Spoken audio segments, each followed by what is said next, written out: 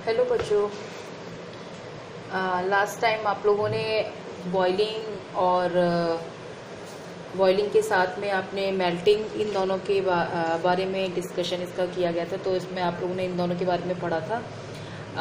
आज हम लोग कंडेंसेशन के बारे में पढ़ेंगे। कंडेंसेशन जो स्टेट है वो भी आपकी जो 3 स्टेट जो है उन्हीं की कन्वर्टिंग स्टेट है। अब कंडेंसेशन होता क्या है, मेन इसकी स्टेट जो है उसको समझ लीजिए आप। कंडेंसेशन में इसको हम लोग गैस टू लिक्विड स्टेट, ठीक है, यानी आपका एक तरह से हम बोल सकते हैं कि गैस स्टेट जो है जब वो लिक्विड में चेंज हो रहा है, गैस से आपका लिक्विड में जा रहा है, तो वो प्रोसेस हमारा कंडेंसेशन होता है। ठीक, अब इसको थोड़ा सा यहाँ पर आप इसमें ये देखिए कि कुछ हम लोग अपनी डेली लाइफ में इसके एग्जाम्पल जो हैं वो हमें देखने को मिलते हैं। जैसे आप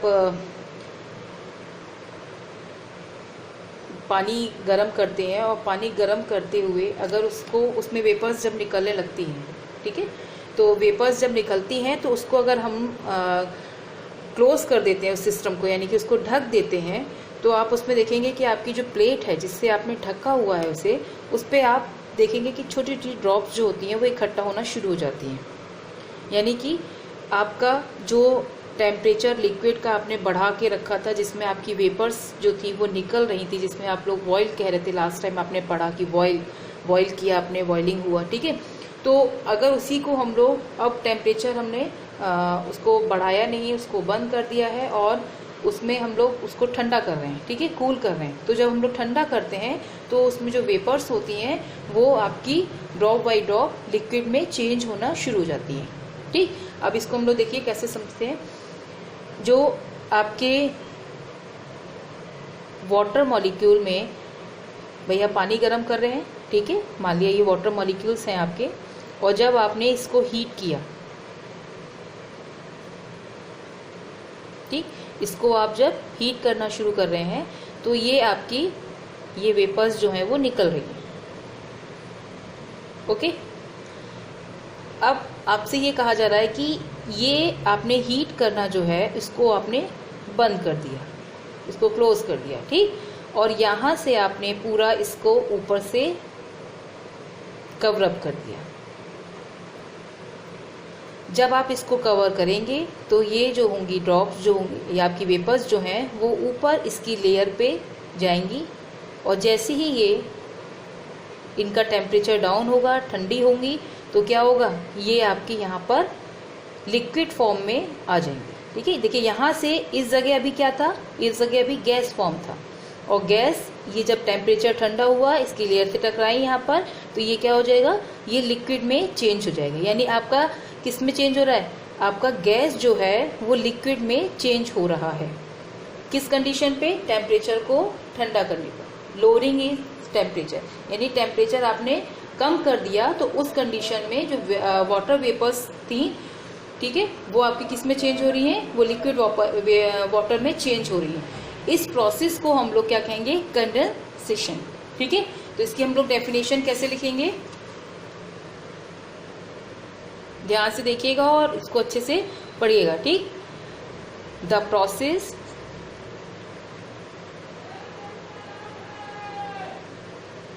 ऑफ चेंजिंग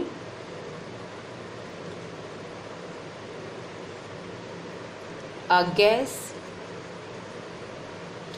को देखिए यहाँ पे हम लोग इसको वेपर्स का भी यूज कर सकते हैं, गैस भी यूज कर सकते हैं और वेपर भी यूज कर सकते हैं। ठीक है, गैस टू किस में चेंज हो रहा है, gas to a liquid by cooling.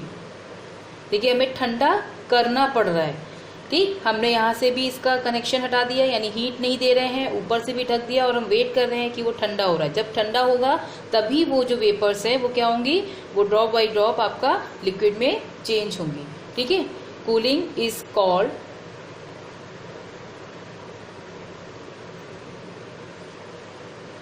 Condensation.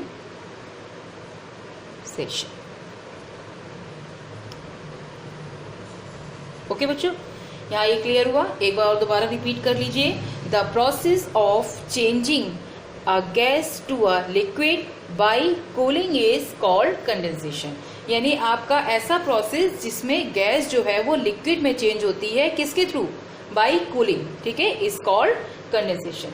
तो ये आपका जो कंडेंसेशन प्रोसेस है ये कन्वर्टिंग किस में है? Gas to liquid, gas to liquid में, ठीक है। आप इसको इस तरह से भी समझ सकते हैं कि जो आपने लास्ट टाइम बॉइलिंग पढ़ा था, जस्ट ये इसका रिवर्स है, यानी condensation is a reverse of boiling, और बॉइलिंग को हम लोग वेपोराइजेशन भी बोलते हैं, ठीक है। इसका रीज़न जो है वो एक रीज़न क्या है कि ये कंडेंस हो रहा है, ये प्रोसेस आपको समझ में आया कि कंडेंसेशन होता क्या है, ठीक है।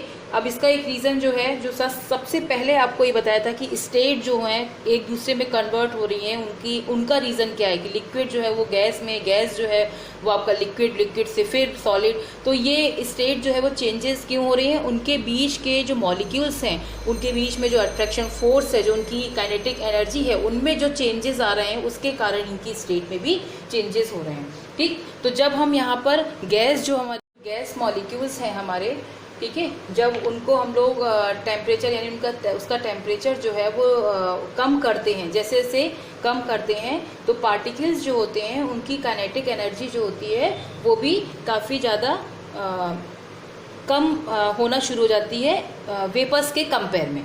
जैसे जो गैस पार्टिकल हैं उनमें क्या होता है, काइनेटिक एनर्जी बहुत ज़्यादा होती है। जैसे ही आप उसको ठंडा करना शुरू करते हैं तो उनमें जो काइनेटिक एनर्जी है वो क्या हो जाती है, वो धीरे धीरे धीरे धीरे कम होना शुरू हो जाती है। और जैसे जैसे काइनेटिक एनर्जी कम होगी, आपके जो मॉलिक्यूल्स हैं उनके बीच का जो अट्रैक्शन फोर्स होगा वो बढ़ने लगेगा, यानी वो पास पास आने लगेंगे और वो अपनी स्टेट गैस से लिक्विड में चेंज कर देंगे, ठीक है। तो ये प्रोसेस जो है आपका कंडेंसेशन है। आपको रीज़न समझ में आया कि रीज़न क्यों है कि कंडेंसेशन यानी कि गैस से वो लिक्विड में क्यों चेंज होता है, ठीक। तो ये आपका टॉपिक कंडेंसेशन का था, ओके। अब इस टॉपिक के बाद हम लोग दूसरा टॉपिक जो है उसको हम लोग पढ़ेंगे, उसमें आपका फ्रीजिंग है। नेक्स्ट टॉपिक आपका फ्रीजिंग, ठीक है। ये भी बहुत इंटरेस्टिंग टॉपिक है आपका। इसमें ये समझिए कि जैसे आपका यहाँ गैस टू लिक्विड चेंज था, अब यहाँ पे फ्रीजिंग हो रहा है, यानी यहाँ पे फाइनल स्टेट आपकी सॉलिड में आ रहा है, ठीक। तो ये आपका लिक्विड टू सॉलिड चेंज, ठीक है। लिक्विड स्टेट से सॉलिड में चेंज हो रहा है, यानी लिक्विड जो है वो आपका सॉलिड में चेंज हो रहा है, ठीक। इसको हम लोग कैसे समझ सकते हैं? मान लिया आपने ये कहा कि जो वाटर है, जब हम किसी वाटर को आप फ्रीज़र में रखते हैं, यानी कि फ्रीजिंग पॉइंट पे रखते हैं, या हम कह सकते हैं आप अपने रेफ्रिजरेटर में रखते हैं, ठीक। तो आप उसको कुछ टाइम बाद आप उसको टेम्परेचर, वो फ्रिज टेम्परेचर दे के उसको सॉलिड आइस में चेंज कर लेते हैं, ठीक है। यानी जो आपने लिक्विड रखा था वो किस में चेंज हो गया? सॉलिड में।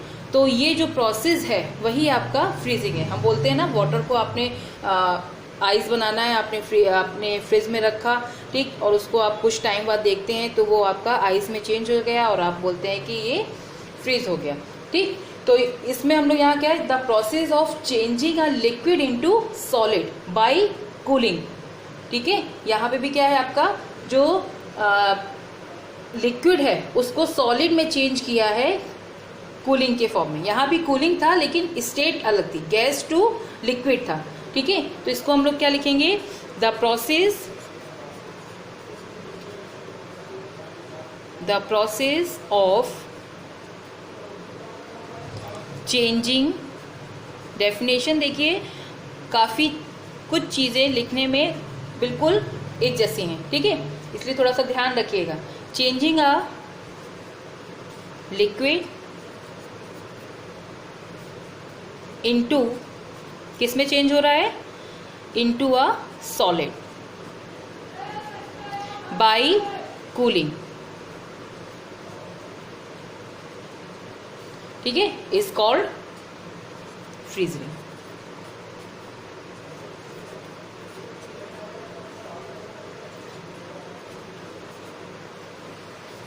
क्लियर हुआ बच्चों?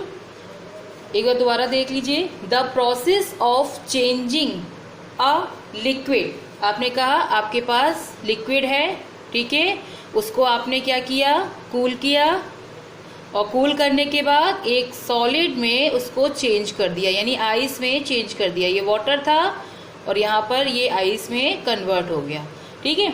The process of changing a liquid into a solid bye cooling is called freezing, ठीक है। अब एक चीज़ और इसमें बहुत ज़्यादा पूछा भी जाता है और काफ़ी इंटरेस्टेड भी है।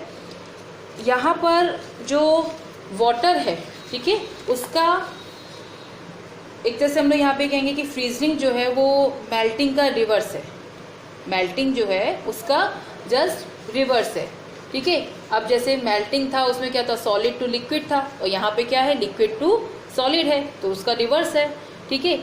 यहाँ पे आप देखेंगे मेल्टिंग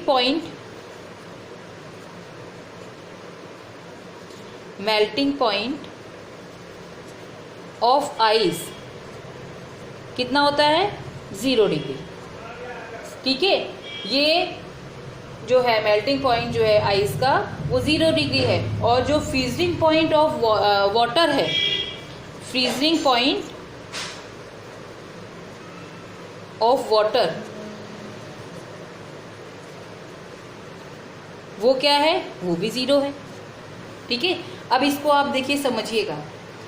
अगर आपने वाटर लिया, ठीक है, ये लिक्विड स्टेट है, आपने लिक्विड लिया, ठीक। अब एक में आप यहाँ पे ये कह रहे हैं कि ये सॉलिड में चेंज हो रहा है, ठीक है। अब आपने यहाँ पे सॉलिड जो है उसको आप देखिए, सॉलिड को लेते हुए सॉलिड लिया। अब सॉलिड का जो टेम्परेचर है वो 0 पे जब आएगा, ठीक है, freezing point of melting point of ice, यानी कि जब वो मेल्ट हो रहा है, मेल्ट कब होगा, आपने कहा कि जो सॉलिड आपका है वो आपका -4 पर है, इस समय सॉलिड जो है वो आपका -4 पर है, ठीक है। अब इसका आपने क्या किया, टेम्परेचर आपने धीरे धीरे बढ़ाना शुरू किया, यानी इसको मेल्ट किया, ठीक है, आपका मेल्ट किया। और मेल्ट में हमने बोला था आपको कि वहाँ पर टेम्परेचर जो है वो आपको देना होगा, ठीक है, यानी हीट करना पड़ेगा। तो हीट करेंगे तभी आपका वो कोई भी सॉलिड जो है वो मेल्ट होगा, ठीक है। जब आपने यहाँ पर इसका टेम्परेचर बढ़ाया, -3 हो गया, -3 से -2 हो गया, ठीक, और बढ़ाया आपने, -1 हो गया, ठीक, और बढ़ाया आपने, तो यहाँ पर 0 आ गया। अब आप ये देखेंगे कि 0 पर ये क्या होगा, ये मेल्ट होना शुरू हो जाएगा। हम ये नहीं कह रहे कि 0 पर ये पूरी तरह से लिक्विड में चेंज हो जाएगा, नहीं, लेकिन ये -1 तक सॉलिड में रहेगा, और 0 पर जैसे ही 0 पे आएगा वैसे ही ये क्या हो जाएगा, ये मेल्ट होना शुरू हो जाएगा। तो इसीलिए इसका मेल्टिंग पॉइंट ऑफ आइस, यानी कि सॉलिड फॉर्म में यहाँ पे आइस जो प्रेजेंट है उसका मेल्टिंग पॉइंट क्या है, 0, यानी इसका मतलब है कि वो 0 पर मेल्ट होना शुरू हो रहा है, ठीक है। सेम कंडीशन इसी तरह से वाटर की है। अगर हमने वाटर लिया और वाटर का टेम्परेचर जो है, ठीक है, उसको मान लिया कि ये 0 पर है, ठीक है, 0 पर भी नहीं है, इसको हम लोग यहाँ पर 5 पर मान लेते हैं, 5 डिग्री पर, ठीक। अब इसमें हम लोग क्या करना है, यहाँ पे हम लोग ने टेम्परेचर बढ़ाया था, अब हमें यहाँ पे कूल करना है, तो यहाँ पे क्या करेंगे, हम इसको ठंडा किया, इसको हमने 4 पे ले गए, 4 से 3 पे ले गए, ठीक है, 3 पर से 2 पर ले गए, अभी तक भी ये फ्रीज नहीं हुआ है, ठीक। अब इसको हम जब 1 पे लाएंगे, और 1 के बाद अगर हम जैसे इसको 0 पे लाएंगे तो ये क्या होगा, ये जमना शुरू हो जाएगा, यानी जो आपका लिक्विड था अब उसके पार्टिकल्स जो होंगे उनके बीच में अट्रैक्शन फोर्स जो होगा वो मैक्सिमम होना शुरू हो जाएगा, काइनेटिक एनर्जी जो हो जाएगी वो कम हो जाएगी, ठीक। काइनेटिक एनर्जी जैसे ही कम होगी, मॉलिक्यूल्स क्या होंगे, पास आना शुरू हो जाएंगे, और वो और ज़्यादा लो टेम्परेचर होने पर उनकी काइनेटिक एनर्जी बहुत कम हो जाएगी, और वो हमें एक फ्रीजिंग पॉइंट उस पर आ जाएंगे। तो यहाँ पर इसका 0 जो होगा वो इस वाटर का, यानी लिक्विड का क्या हुआ, वो आपका यहाँ पर फ्रीजिंग पॉइंट होगा। इसीलिए हम लोग फ्रीजिंग पॉइंट ऑफ वाटर जो है वो 0 डिग्री होता है, और मेल्टिंग पॉइंट ऑफ आइस भी 0 डिग्री होता है, यानी दोनों ही यहाँ पे 0 डिग्री होते हैं। ठीक है, ये बहुत याद करने ध्यान में रखने वाली बात है, इसको थोड़ा सा अच्छे से देख लीजिएगा और आई होप कि आप लोगों को ये चीज़ें समझ में आ गई होंगी। ठीक है, तो ये जो सारी चीज़ें अभी आपने देखा कि कंडेंसेशन और उसके बाद आपका फ्रीजिंग पॉइंट, ठीक है, इन दोनों में ही आपने देखा कि अगर हम टेम्परेचर को घटाते और बढ़ाते हैं, ठीक है, यानी उसको अगर हीट कर रहे हैं या हम कूल कर रहे हैं, तो दोनों ही कंडीशन में जो इनकी स्टेट है वो चेंज हो रही हैं। और चेंज होने का मेन कारण क्या है कि मॉलिक्यूल्स जो हैं वो उनमें या तो काइनेटिक एनर्जी ज़्यादा हो रही है या कम हो रही है, जिससे कि वो स्टेट जो हो रही है वो एक से दूसरे में कन्वर्ट हो रही है। ठीक है, तो आज आपका टॉपिक जो है कंडेंसेशन और फ्रीजिंग जो है वो यहीं पे फिनिश होता है, और इसको अच्छे से पढ़िएगा, इससे रिलेटेड जो क्वेश्चंस हैं उनको अच्छे से करिएगा। Okay, thank you.